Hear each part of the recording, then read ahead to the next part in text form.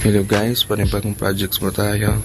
Magkakabit po tayo ng dalawang FRP tank at slim filter 20 inches. Ayan po ang mga materials na nabili po natin at inahanda na po natin. Yan po yung ilalagay sa loob ng mga laman elements niya, pebbles, silica sand, and activated carbon.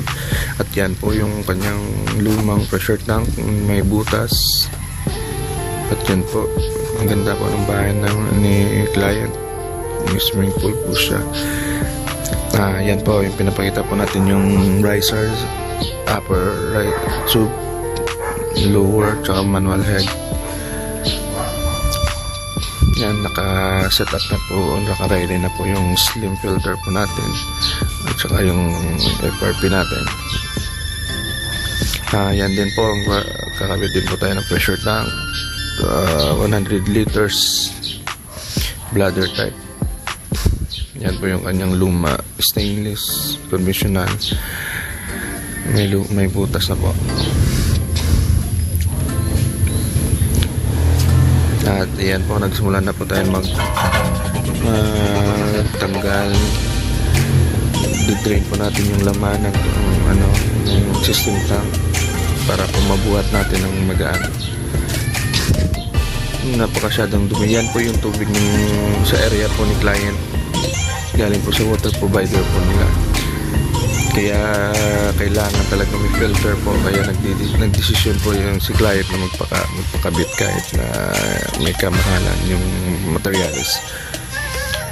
Ayan po, tapos na po. Hindi na po namin na-videohan yung process ng pagkabit. At ito po yung product water po. Ayan, malinis na po siya kaysa dun sa na-drain. At yan, hindi pa po ako dyan 100% tapos sa pag backwash, kaya medyo manilaw-nilaw pa ng kaunti. At mamaya makikita nyo rin po yung pinaka malinis nyo ng product water. Yan, layo na po sa kulay nung kanina, kaya yan, thanks God, meron tayong mga ganitong filter para yan po yung kulay nila ng tubig nila.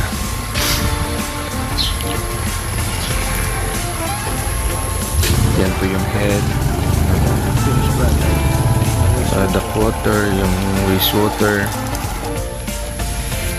Yan yung laman ng filter po natin, 20 inches slim filter. Yan, nilinisan na rin po namin yung kanyang overhead tank kasi papasukan din po yun ng product water para in case mag-run out, may reserve water po sila sa itaas. At magsusupply sa kanila is gravity water. Yan na po yung malinis na. Talagang tapos na po talaga ako diyang mag-backwash. Kasi sa unang kabit po ng filter, kailangan nyo po yung backwash ng matagal dahil po sa maraming dumi kasama yung elements natin, yung activated carbon natin, may mga powder gas pa po yun, tsaka yung silica sand, napakaraming alikabok, kaya yun kailangan mag-backwash or mag-linis. Yan na po yung pinaka niya. Tapos na po. Maraming salamat po. Please like and share.